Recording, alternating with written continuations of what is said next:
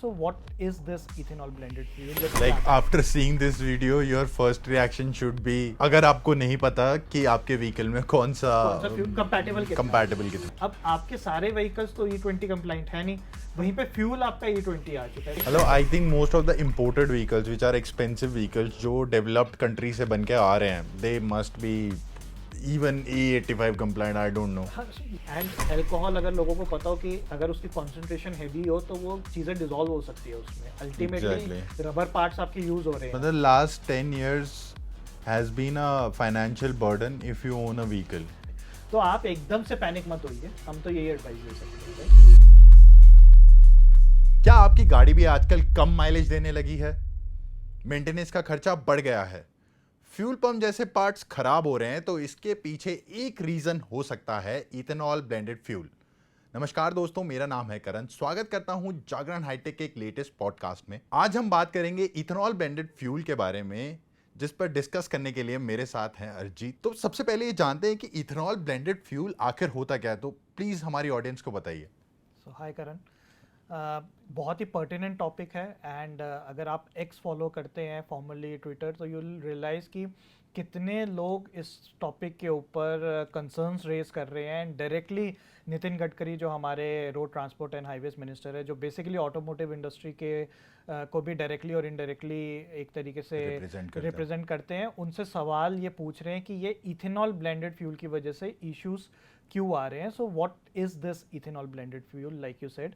सो ethanol blended fuel क्या है? Basically एक बायोफ्यूल करके कैटेगरी होती है, जहाँ पे हम, जैसे सबको पता है पेट्रोल एंड डीजल तो हम एक तरीके से ज़मीन से निकालते हैं एंड ऑयल रिजर्व्स जो है इंडिया के पास उतने ज़्यादा नहीं है। We are somewhere dependent on either middle east और टू सम एक्सटेंट अभी करंट सिनेरियो में रशिया के ऊपर, right. So what happens is कि टोटल ऑयल डिपेंडेंस, क्योंकि ये व्हीकल्स आइदर, अगर हम इलेक्ट्रिक सीएनजी ये सब हटा दें क्योंकि इनकी तो परसेंटेज बहुत कम है, सो मेजॉरिटी ऑफ व्हीकल्स, चाहे टू व्हीलर्स हो, कमर्शियल व्हीकल्स हो, फोर व्हीलर्स हो, ये सब एक्चुअली चलते हैं पेट्रोल एंड डीजल के ऊपर। एंड उसके लिए हमें बहुत हैवी ऑयल्स जो है वो इंपोर्ट करने पड़ते हैं। वी ऑफन हियर कि क्रूड ऑयल के जो प्राइसेस हैं वो इधर जा रहे हैं, उधर जा रहे हैं, बैरल प्राइसेस यहाँ हो गए, जिसकी वजह से अल्टीमेटली जो एंड यूज़र है, यानी जो ये व्हीकल चला रहा है, उसको बहुत हैवी प्राइस पे करना पड़ता है। उस चीज़ को मिटिगेट करने के लिए एक टेक्नोलॉजी निकल के आई जिसे हम कहते हैं बायोफ्यूल। बायोफ्यूल क्या है? बेसिकली जो कुछ ऑर्गेनिक मटेरियल्स होते हैं, चाहे वो कॉर्न हो, चाहे वो शुगर केन हो, चाहे जेट्रोफा प्लांट हो, there are multiple ways where you can produce fuel using all these plantation. अब जब हम बात करते हैं इथेनॉल की, तो this is one of the most talked about and at least in India one of the most used form of biofuel, जहाँ पे हम इथेनॉल को पेट्रोल से ब्लेंड कर देते हैं। सो 100% पेट्रोल की जगह व्हाट वी डू इज कि कुछ परसेंटेज ऑफ इथेनॉल जो है हम फ्यूल में यानी पेट्रोल में मिक्स कर देते हैं। यहाँ जानने वाली बात यह है कि डीजल में ये टेक्नोलॉजी अभी तक नहीं आई है, तो यहाँ पे सिर्फ पेट्रोल व्हीकल्स ही इससे इम्पैक्ट होते हैं। तो जब हम पेट्रोल में आपका इथेनॉल डालते हैं तो it becomes ethanol blended fuel, ठीक है। एंड उसकी परसेंटेज फिर डिफाइन करती है कि हम किस परसेंटेज पे बात कर रहे हैं व्हीकल्स की। सो E10 represents 10% of ethanol in 100% of fuel, जिसमें 90% फिर आपका हो जाता है पेट्रोल, 10% हो जाता है इथेनॉल। सिमिलरली जो आजकल जो सबसे मेजर इशू चल रहा है वो चल रहा है E20 के ऊपर। E20 is what 20% ethanol and then 80% petrol. And अभी गवर्नमेंट इज अगर लोग E20 से परेशान है तो उनको जान के काफ़ी आश्चर्य होगा कि government is already talking about E27 where E27 में 27% is ethanol and then rest of the 73% is petrol. So this ethanol blended petrol is used for powering our vehicles right now, चाहे वो टू व्हीलर्स हो, चाहे वो cars हो। And इसकी वजह से कुछ प्रॉब्लम्स फेस करने पड़ रहे हैं यूजर्स को, एटलीस्ट जो कंप्लेन कर रहे हैं। वही हम डिस्कस करेंगे कि क्या वो जेन्युइन प्रॉब्लम्स हैं, क्या इश्यूज हैं, क्या क्या प्रॉब्लम्स आती है इथेनॉल से और क्या क्या इसके पॉजिटिव्स हैं, राइट। सो यहाँ से आपकी बातों को मैं ये जान पा रहा हूँ कि जो इथेनॉल ब्लेंडेड फ्यूल है, first of all it's reducing carbon emissions. या सबसे अल्टीमेट ट्रूथ यहाँ पे ये है कि चाहे हम दिल्ली की बात करें, जो हम ये बात कर रहे थे कि BS4 से BS6, और फिर उसके बाद फ्यूल का वो दिल्ली फ्यूल बैन जिसमें 10 इयर्स डीजल 15 ईयर पेट्रोल, और उसके अलावा अब ये जो इथेनॉल वाला आ गया, everything is related to reducing the pollution levels in India. So जब पेट्रोल की टेल पाइप एमिशंस होती है उसमें NOx levels and carbon dioxide levels high होते हैं, उसको कैसे रिड्यूस किया जाए, government is constantly striving and various technologies push कर रही है। तो पहले हमने देखा कि हमने कैसे BS4 से क्विकली BS6 पे जंप किया, राइट, जिससे हमारे NOx levels and PM2 levels and 2.5 levels and 10 levels कम आ गए। उसके बाद अब ये नई चीज आई है जहां पे हम एथेनॉल यूज कर रहे हैं, and it is proven that ethanol is much cleaner fuel than petrol.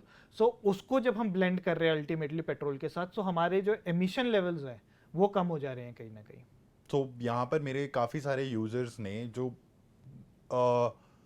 Prominently जो टू व्हीलर यूज़र हैं उन्होंने शायद देखा होगा अपने व्हीकल्स पे कि फ्यूल कैप के पास अब उनको E20 लिखा हुआ मिलता है, राइट, which means कि ये compliant है, this vehicle is not vehicle, the engine is ready. So यहाँ पे दो चीजें जो देखने वाली है, वन इज व्हीकल की readiness and one is fuel readiness. So दो अलग चीजें हैं कंप्लीटली। आपको फ्यूल क्या मिल रहा है और आपका व्हीकल क्या रेडी है। आपका व्हीकल हो सकता है E100 रेडी हो, विच मीन्स कि प्योरली वो इथेनॉल पे ही चल रहे, है ना, और हो सकता है वो E10 रेडी हो, विच मीन्स वो सिर्फ 10% ब्लेंडेड फ्यूल पे चले, और हो सकता है अगर वो ओल्ड एज व्हीकल हो तो वो रेडी ही ना हो इथेनॉल से। और यहीं पर सबसे बड़ी प्रॉब्लम आ रही है जो अरिजीत, जिसका जो प्रॉब्लम लोग फेस कर रहे हैं, या फिर अब most of the vehicles I think यहाँ पर E20 अभी आया है, और जो इंजन्स है, जो गाड़ियां हैं, वो कुछ 3-4 साल से पहले बनना शुरू हुई हैं E20 पेट्रोल के लिए। अराउंड कोविड टाइम 2020 के टाइम पे ये रूलिंग तो नहीं थी, बेसिकली ये एक तरीके से मैसेज जा चुका था टू दी मैन्युफैक्चरर्स कि अब आप E20 पे फोकस करना शुरू कर दीजिए। प्रॉब्लम कहाँ हुई ना कि E20 जो है, गवर्नमेंट का जो पहले प्लान था वो 2030 तक इसको पुश करने का था कि हम 2030 तक अचीव कर लेंगे। Somehow down the line I don't know what happened, but हम 2025 में ही E20 रोल आउट करना शुरू कर चुके हैं। अब आपके सारे व्हीकल्स तो E20 कंप्लाइंट है नहीं, वहीं पे फ्यूल आपका E20 आ चुका है। So all those vehicles which are not E20 तो यहाँ पर मैं देख रहा हूँ कि उल्टा हो रहा है।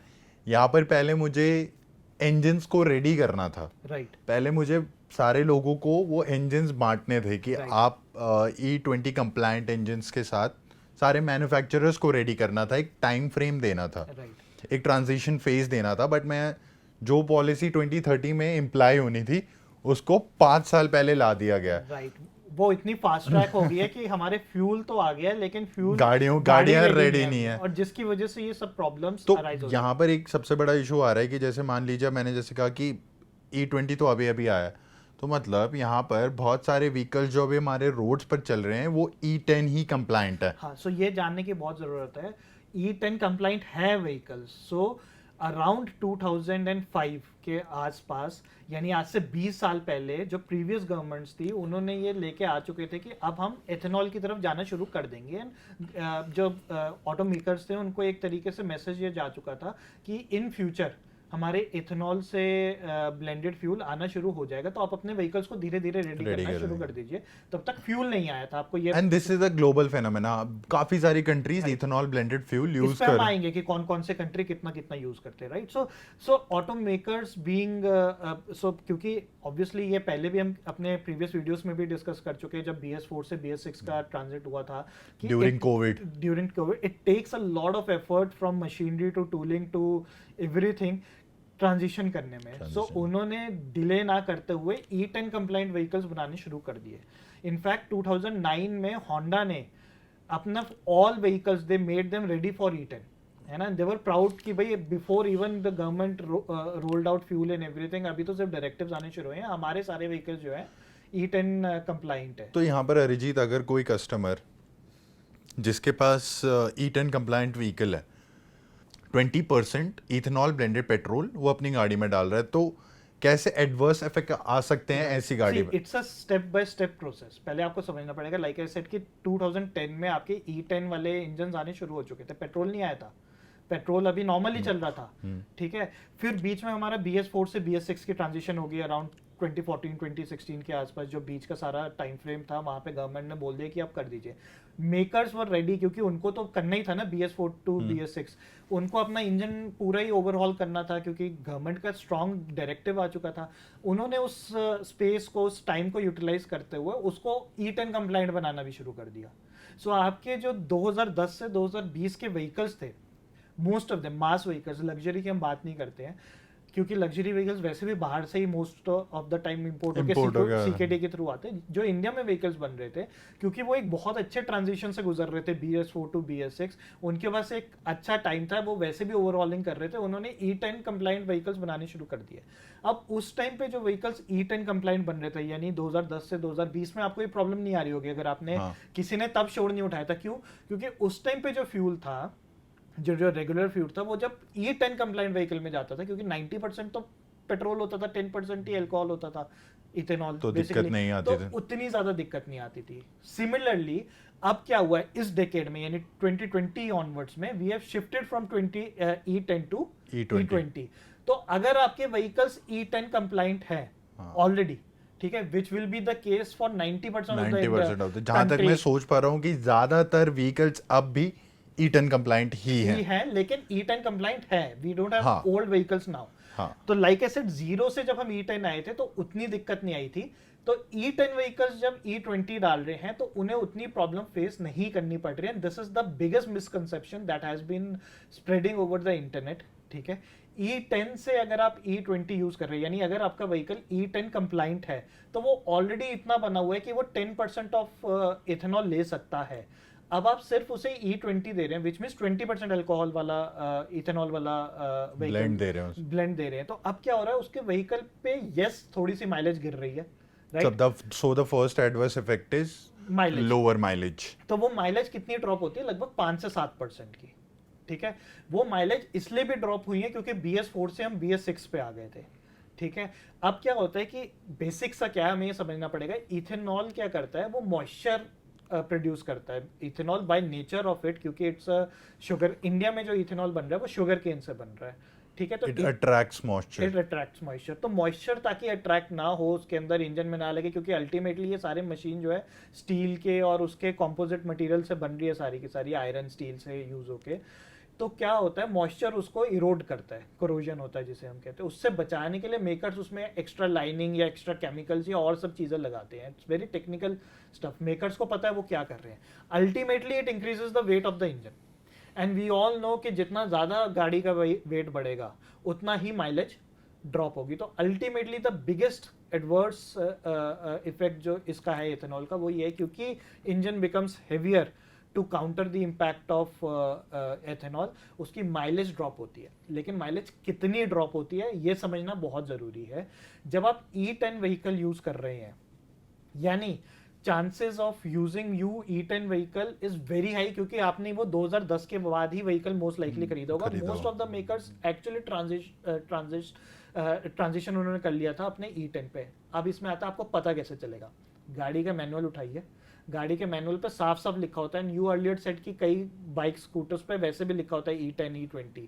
तो गाड़ी के मैनुअल पे लिखा होगा कि ये E5 है, E10 है, E20 है, E25 है, उस कितना कंप्लाइंट। तो अगर आपको कोई भी कंफ्यूजन है यहाँ पर कि आपका व्हीकल कंप्लाइंट कितने ब्लेंडेड फ्यूल के लिए है, so just go open the manual, वहाँ पर आपका फ्यूल टाइप देखिए जो आप यूज करना हो, वहाँ पर आपको ब्लेंड बताया होगा। मोस्ट ऑफ द टाइम ऐसा भी हो सकता है कि फ्यूल कैप के अंदर कुछ स्टिकर्स लगे होंगे, वहां पर भी आपको बताया होगा कि आपकी गाड़ी में कितना ब्लेंड आप यूज कर सकते हो। अगर आपकी गाड़ी E10 पे चल रही थी ऑलरेडी, है ना, और आपको पता भी नहीं था, क्योंकि तब तक तो ये हल्ला हुआ भी नहीं था ना, कोई इम्पैक्ट आ ही नहीं रहा था, आपको पता भी नहीं होगा कि गवर्नमेंट ने साइलेंटली सारे फ्यूल पंप्स में सारा जो पेट्रोल देना शुरू कर दिया था, वो ऑलरेडी E10 कंप्लाइंट था, आपका व्हीकल भी E10 कंप्लाइंट था, ठीक है। अब हुआ ये है कि E10 कंप्लाइंट अगर E20 फ्यूल यूज कर रहा है तो थोड़ी सी माइलेज ड्रॉप हुई है, थोड़ी सी कितनी, लगभग 5%, है ना। अब हम बात करते हैं कि अगर किसी व्हीकल की माइलेज 20 है ना, तो उसका 5% कितना हुआ, 1, राइट। तो आपकी माइलेज 20 से कितनी आ जाएगी, 19, चलिए मैं मानता हूं 18 आ जाएगी। तो क्या उतना एडवर्स इम्पैक्ट है? एक्चुअली नहीं है। ये इम्पैक्ट किनके लिए है? उनके लिए जो पुराने व्हीकल्स यूज कर रहे हैं, यानी जो E10 कंप्लाइंट भी नहीं है। अगर E10 non E10 compliant vehicles E20 fuel use कर रहे हैं तो वहां बहुत मेजर ड्रास्टिक इम्पैक्ट आ रहा ड्रास्टिक है, इम्पैक्ट आ सकता तो है, mileage at least drops to 20%। 20%। And the second thing is which I have heard कि जो आपके रबर होसेस हैं, गैस्केट्स हैं, वो E20 फ्यूल की वजह से दे विल गो कापुट, मतलब वो So काम करना बंद कर again, दें। so now the second is mechanicals of the हाँ, vehicle, है ना। तो क्योंकि moisture retractor, like I said, कि वो मॉइस्चर आपके मेटल को कोरोड करेगा। सेकंड इज क्योंकि एथेनॉल है, ethanol is a sort of alcohol, drinking alcohol versus गाड़ी के अल्कोहल में ज़्यादा फर्क नहीं होता है ना, ये लोगों को समझना बहुत ज़रूरी है। एंड अल्कोहल अगर लोगों को पता हो कि अगर उसकी कॉन्सेंट्रेशन हैवी हो तो वो चीज़ें डिजॉल्व हो सकती है उसमें, अल्टीमेटली Exactly. रबर पार्ट्स आपके यूज़ हो रहे हैं, डिसॉल्व हो रहे हैं। Gaskets and all, like you said कि काफ़ी सारी लाइनर्स जो बनते हैं गाड़ी के अंदर वो रबर मटेरियल से बनते हैं, तो आपके रबर के मटेरियल्स का थोड़ा सा इरोजन शुरू हो जाता है। सो आई हैव 2 BS3 व्हीकल्स, और 2021-22 के around I am living in Delhi, so I am assuming कि यहाँ पर ज़्यादातर पेट्रोल पंप्स पे E20 फ्यूल बिक रहा होगा। सो गवर्नमेंट ने ये शुरू किया था, पहले तो E10 तो पैन इंडिया रोल आउट हो गया था, फिर गवर्नमेंट ने major OMCs, oil marketing companies, जो आपके इंडियन ऑयल है, BP है, जियो है, जो भी कंपनीज है, whatever we know, dispensation जो करती हैं ऑयल की, उनको ये मैंडेट दिया था कि जो मेजर सिटीज़ है एटलीस्ट उनमें आप रोल आउट कीजिए। लाइक इंडियन ऑयल ने 2020 में ये अनाउंस किया था कि 35 मेजर पेट्रोल पंप्स में हम अक्रॉस इंडिया अपना E20 शुरू करेंगे। अब हम तो 2025 में बैठे हुए हैं, 2025। तो मेजर सिटीज में एटलीस्ट जो मेजर पंप्स है वो E20 ऑलरेडी रोल आउट कर रहे हैं। दिल्ली जैसा आप कह रहे हैं, तो दिल्ली तो हब है, सारे एक्सपेरिमेंटेशन दिल्ली पे ही होते हैं, है ना। सब पूरे इंडिया में कुछ होना वो सबसे पहले Lab दिल्ली में rats. लैब रैट्स है दिल्ली वाले, तो दिल्लीइट्स। तो अभी दिल्ली फ्यूल बैन के ऊपर हमने कुछ टाइम पहले एक Yes. वीडियो किया था। अगेन पैन इंडिया कुछ और रूलिंग है, दिल्ली की कुछ और रूलिंग है, फिर BS4 BS6 की भी, क्योंकि पोल्यूशन लेवल यहाँ पे ज़्यादा है। तो सिमिलरली E20 का रोल आउट भी दिल्ली में बहुत जल्दी हुआ था।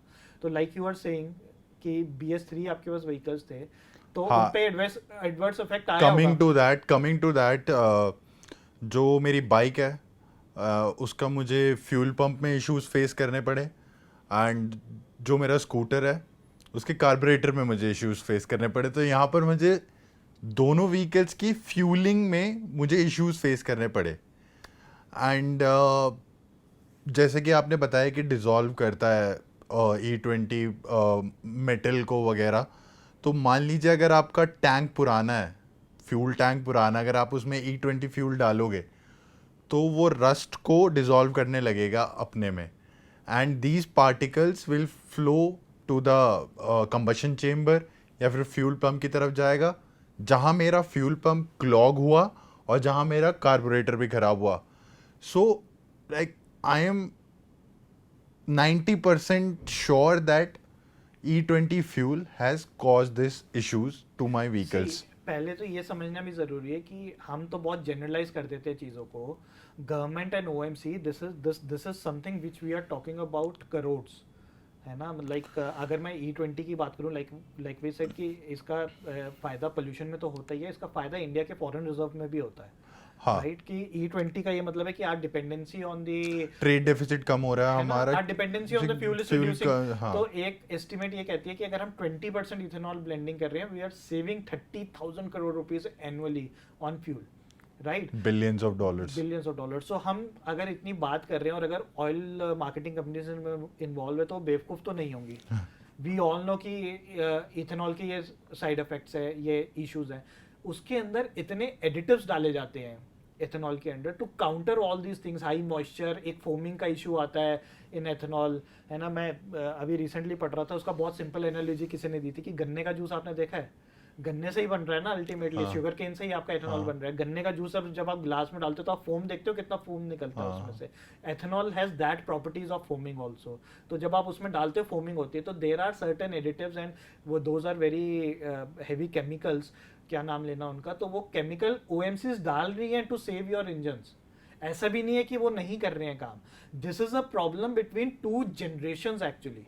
आप बात कर रहे हैं एक BS3 व्हीकल की जिसे बंद हुए ऑलरेडी 10-15 साल अब हो चुके हैं। BS3 के बाद BS4 आया, BS5 स्किप करके हम सीधा BS6 पे चले गए। BS6 पे चले गए। और अब तो BS6 व्हीकल्स को ही कितना टाइम हो गया है।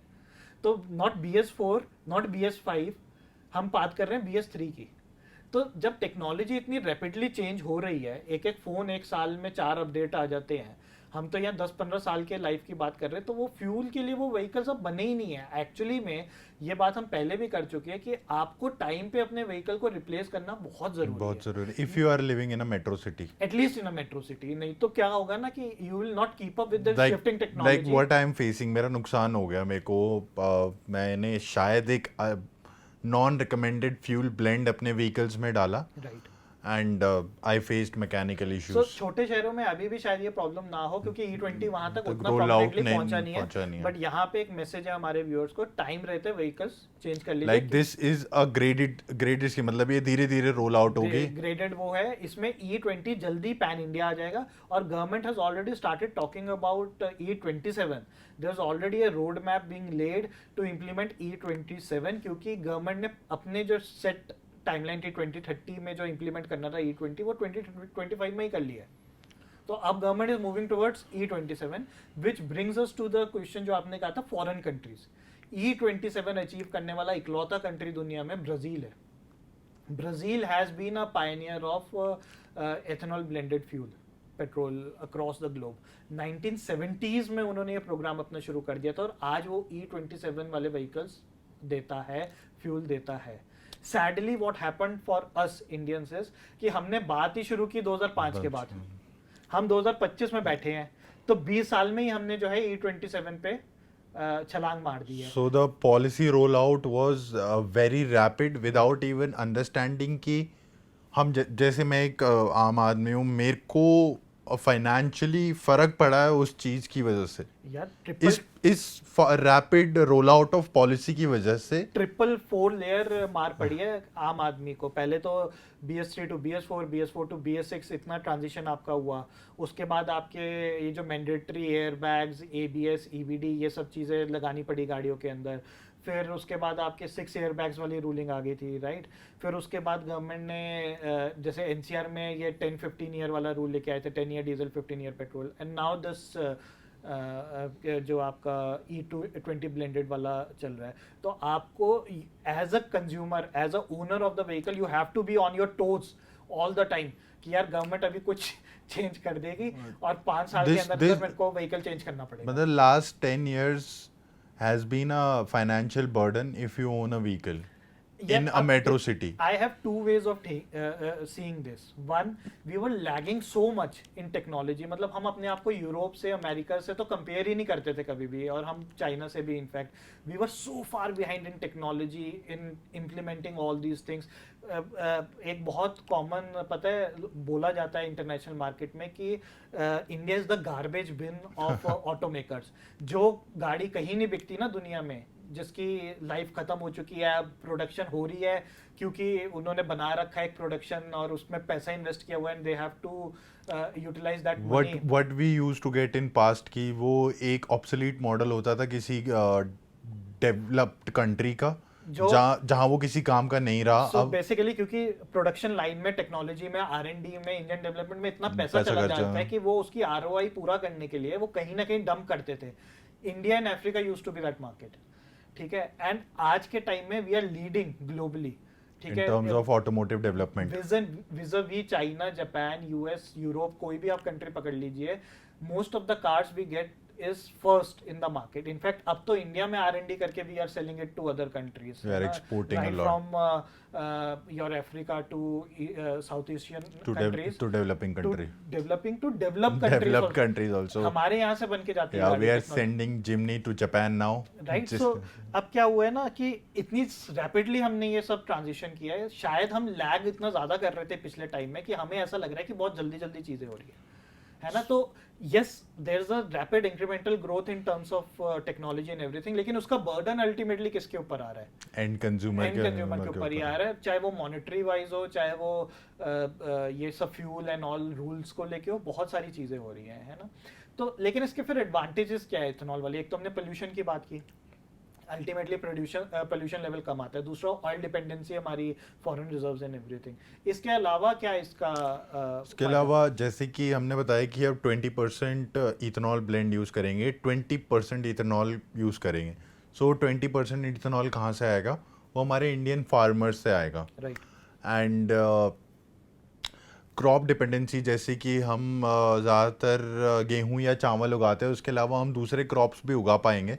जो फार्मर है, जिसको पहले ये एग्रीकल्चरल क्रॉप्स कंजप्शन के लिए यूज़ होते थे, खाने, आटा वगैरह, चावल बनाने के लिए, बट अब वो शुगर केन जैसे क्रॉप्स को उगा के इथेनॉल बनाने के लिए बेच सकता है। उसके पास एक दूसरा रास्ता ओपन हो गया है इनकम का। सो अल्टीमेटली हमारी जो फार्मर भाई हैं उनकी इनकम एक तरीके यस, से एग्जैक्टली। मतलब इसका एक तो ट्रेड डेफिसिट कम करना है हमारा motive towards this ethanol blend, and second thing is helping our farmers. But क्या इसका फायदा एज अ एंड कंज्यूमर हमें फ्यूल प्राइसेस पे भी मिलेगा? अगर हम वही इंडिया में बना रहे हैं, what you are saying is कि हम इंपोर्ट नहीं कर रहे हैं, इंडिया में ही प्रोड्यूस कर रहे हैं, तो अल्टीमेटली कुछ तो फायदा मिलेगा यहाँ पर ये सबसे बड़ी जो इशू डिस्क्रिपेंसी है, कई सारी डिस्क्रिपेंसीज हैं। फास्ट पॉलिसी को रोल आउट करना विदाउट एनी नोटिस और एनीथिंग, एंड कंज्यूमर की प्रॉब्लम है, और यही तीसरी सबसे बड़ी जो डिस्क्रिपेंसी है ये है कि अगर मैं इथेनॉल ब्लेंडेड फ्यूल यूज़ कर रहा हूँ जो कि सस्ता है as compare to crude oil, तो क्या मुझे कंसेशन मिल रहा है मेरे फ्यूल प्राइसेस में? इसको ना थोड़ा सा मैथ्स के टर्म में समझना पड़ेगा कि आज के टाइम में जो हम पेट्रोल बेच रहे हैं इंडिया में वो लगभग 95 रुपए का है। जो नॉर्मल हमारा 91 ऑक्टेन फ्यूल आता है वो 95 रुपीज़ के आसपास, मैं दिल्ली की बात कर रहा हूँ, नॉट मुंबई एंड ऑल, वहाँ पे महंगा आता है, 95 के आसपास एवरेज चलता है। Calculation say that 1 litre of जो आपका एथेनॉल है शुगर की जो बन रहा है वो 75 रुपए के आसपास बनता है, 70 से 75 रुपए। अगर मैं 20% उसका यूज कर रहा हूँ और पेट्रोल से 20% कम करके उसे ऐड कर दे रहा हूँ, तो मुझे ऑन एन एवरेज 4 से 5 रुपए की बचत होनी चाहिए। सो अल्टीमेटली अगर मैं कैलकुलेशन करूँ तो मुझे 4 से 5 रुपए की बचत अल्टीमेटली 1 लीटर ऑफ फ्यूल में होनी चाहिए। बट क्या वो पास डाउन हो रहा है To to the the end end consumer? तो एक तो सबसे बड़ा सवाल ये है, नहीं हो रहा अभी I don't think तक, अभी नहीं हो तक तो नहीं हो रहा। ठीक है। सेकंड, इसमें जो बात आती है, a lot of people are saying कि हमारे पास कोई नॉलेज नहीं है कि फ्यूल पंप कौन सा पेट्रोल दे रहे बेच रहा हैं, है। ठीक है। So there is regular fuel, there is So E10। regular fuel, you are saying that regular fuel is still being sold in India. yes, to some extent There is non-blended fuel. in my understanding there is, There if is. it is not then they should allow it, क्योंकि vehicles हैं, कई सारे vintage cars होती है, normal vehicles होते हैं, पुराने शहरों में कितनी पुरानी जो शायद बहुत ज्यादा डैमेज हो जाएंगी by using so the if ethanol they are blended not fuel. selling they should, number 1. Number 2, E10 तो हो ही रहा है। Number 3 is E20. See, we are mimicking the West. Brazil को अगर हम वेस्ट मान लेते हैं, यूएस एटलीस्ट, है ना, European countries, in terms of जल्दी से इंप्लीमेंट करने के लिए एथेनॉल, वहाँ पे फ्लेक्स फ्यूल का ऑप्शन है, which means what, consumers have a choice. अगर आपने देखा होगा, अगर कभी भी वहाँ के फ्यूल पंप्स पे स्टिकर्स लगे होते हैं Yes. कि ये E10 है, E20 है, E85 है, So they are even selling E85 fuel. Because मतलब व्हीकल्स आ रहे हैं वहाँ पे। तो this is a flex fuel vehicle, इस पे हम बाद में आते हैं। there are vehicles जो E85 यानी completely flex fuel पे चल रहे हैं, मतलब राइट। सो 15% फ्यूल सो बेसिकली क्या है ना, वो उसी तरीके से जैसे हमारा हाइब्रिड व्हीकल होता है, इलेक्ट्रिक पेट्रोल एंड इलेक्ट्रिक, तो आइदर पेट्रोल आइदर इलेक्ट्रिक, और you can mix the both. Similarly flex fuel vehicle क्या होता है इस टर्म्स में, आइदर पेट्रोल और आइदर 100% और 85% एथेनॉल बेस्ड फ्यूल, और मिक्स ऑफ बोथ। तो आपके पास चॉइस होती है। एंड टोयोटा इस मामले में बहुत अच्छी इनोवेशन कर रहा है, और इंडिया में वो कैमरी शैमरी के अंदर, कैमरी है, कोरोला है, उसके अंदर डालता है छोटी मोटी चीजें, and they do it from time to time. Regular consumers के लिए अवेलेबल नहीं है, बट पायलट प्रोजेक्ट में they are running flex fuel vehicles, है ना। तो एक तो गवर्नमेंट को क्या करना चाहिए ना, ओएमसीज को ये कहना चाहिए कि आप स्टिकर्स लगाइए, give consumers a choice to choose between regular fuel, E10 fuel and E20 fuel, at least till the time transition doesn't happen completely. Let consumer मतलब कंज्यूमर के ऊपर पूरी तरीके से इम्पैक्ट नहीं आना चाहिए इसका, है ना। So if my vehicle is not compatible for ethanol blended fuel, जैसा कि tier 2 और tier 3 cities में हो सकता है, क्योंकि वहाँ अभी भी बहुत सारे पुराने व्हीकल चलते हैं right, which are not compatible with blended fuel, so that I can choose the right fuel for my vehicle, जिससे वो खराब ना हो, एटलीस्ट मेरे को एटलीस्ट नुकसान। अगर मुझे पता है इस पंप पे नहीं मिलता है रेगुलर फ्यूल, किसी पे तो मिले। I can go there and fill my fuel there, yes, है ना. अगर इस पे E20 मिलता है तो किसी पे तो E10 मिले, so that हाँ. I can go and fill my vehicle. At least I should have the choice to fill my vehicle. In that way I can save my mechanical components. Right. At least जब तक transition पूरी तरीके से नहीं हो जाता. Exactly. Secondly auto makers को भी थोड़ा ट्रांसपेरेंट रह के स्टिकर्स लगाने की जरूरत है, जहां तक मुझे लगता है. There still a confusion among, जो हम कह रहे हैं कि मैनुअल में जाके देखें, कितने लोग मैनुअल पढ़ते हैं. बिल्कुल hardly anyone reads a manual, हाँ. है ना. तो मुझे लगता है अगर वो जो फ्यूल कैप होती है, लाइक यू सेड कि two wheelers Like after seeing this video, your first reaction should be, अगर आपको नहीं पता कि आपके व्हीकल में कौन सा फ्यूल कंपैटिबल कितना तो एटलीस्ट स्टिकर लगाने की जरूरत है. E10 है, 0 है, E5 है, E15 है, E20 है, कितना है प्लीज लगाइए. If I am not wrong, आपने मेरे को एक पिक्चर शोकेस की थी ऑफ BMW फ्रॉम 2021 और 2022 जिस पे लिखा हुआ था कि which is E25 कंप्लायंट है. तो अगर E25 तक गवर्नमेंट ले आएगी तो उनका व्हीकल सेव है ऑलरेडी, ऑलरेडी डरने की जरूरत नहीं है. है. एंड कई बार क्या होता है, सोशल मीडिया पे नैरेटिव्स ऐसे चलते हैं कि जबरदस्ती भी डराया जाता है. Yes. पता चल रहा है कि आपका व्हीकल तो ऑलरेडी कंपैटिबल है ना. तो डजंट मेक मतलब sense. I think most of the imported vehicles which are expensive vehicles जो डेवलप्ड कंट्री से बन के आ रहे हैं, they must be even E85 compliant. I don't know. जरूरत नहीं पड़ती है. See ultimately the aim is not to switch completely to biofuel, क्योंकि कहीं पे भी अक्रॉस द वर्ल्ड, अब हम बात कर रहे थे कि कंट्रीज में, यूएस में इस टाइम पे 15 से 20% के आसपास का एवरेज है. ब्राजील में भी अब ऑलरेडी टॉप 27% तक रीच आउट कर गए. यूरोप में almost every other European country सिर्फ 5 से 10% तक ही इथेनॉल ब्लेंडिंग करवा रहा है, राइट. एंड बाकी कंट्रीज में तो है भी नहीं उतनी heavy ethanol blending. So this is a transition phase जहां पर हम इथेनॉल को इसलिए यूज कर रहे हैं ताकि हम अपने एनवायरनमेंट को बचा सके till the time we completely shift to electric vehicles. If not electric, see, we are finding ways.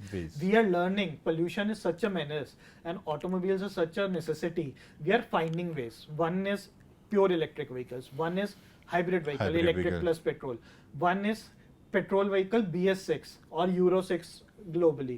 One is petrol with ethanol blending. ठीक है, E10, E20, 27 एक हो गए. One is flex fuel vehicle.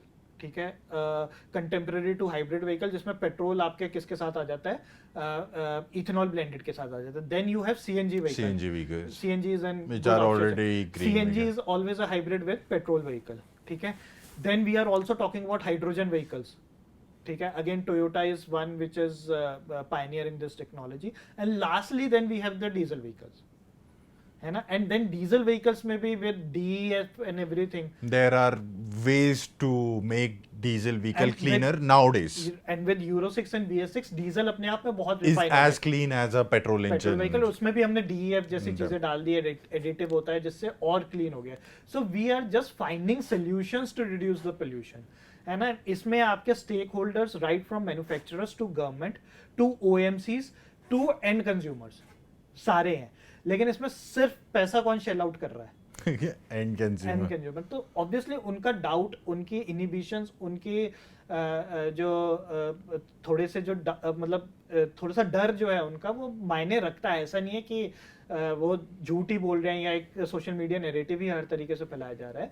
But government को कहीं ना कहीं थोड़ा सा इस नैरेटिव को टैकल करने की जरूरत है कि क्या हो रहा है एंड कितना इम्पैक्ट पड़ रहा है इस चीज के ऊपर. And if not government at least OMCs, if not OMCs at least automaker should come out and tell the people कि भाई आपको डरने की जरूरत नहीं है, अगर है तो कितना डरने की जरूरत है, right. If I am not wrong, ये इशू तो है, काफी बड़ा इशू है.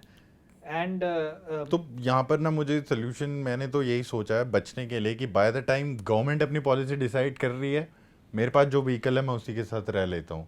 कुछ और करने की जरूरत नहीं है. अल्टीमेटली अगर कुछ उस व्हीकल में प्रॉब्लम हो भी रही है, इट्स नॉट ओवरनाइट, है ना. इवेंचुअली होती है, इवेंचुअली खराब होगा आपको व्हीकल. एंड वो भी आपको पता नहीं है. कई बार आप like I said social media narrative में फंस जाते हो, है ना. अगर आपका E10 व्हीकल है तो वो नहीं होगा खराब.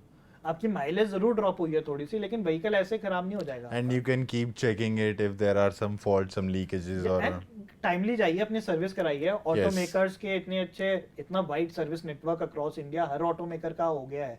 जाइए इतने सारे सर्विस नेटवर्क से, उनसे बात कीजिए, पूछिए कि कितना इम्पैक्ट पड़ रहा है क्या नहीं है। अगर कोई इशू लग रहा है तो then you can reach out to government on social media and other veg.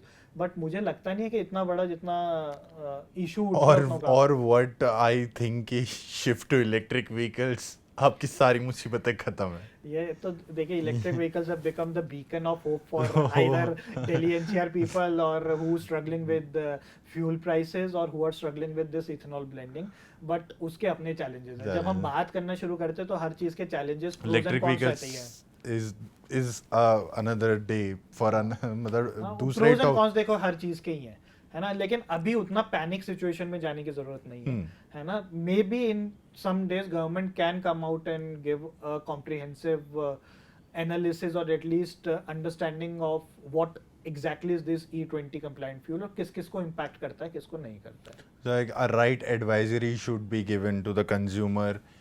Even the showroom people can teach the customer about the but वो सब सी अल्टीमेटली वो सब होगा नए व्हीकल्स के साथ। हाँ, सबसे बड़ी problem here is with the older vehicles. नए व्हीकल्स वाले तो वैसे भी E20 ही ले रहे हैं ना।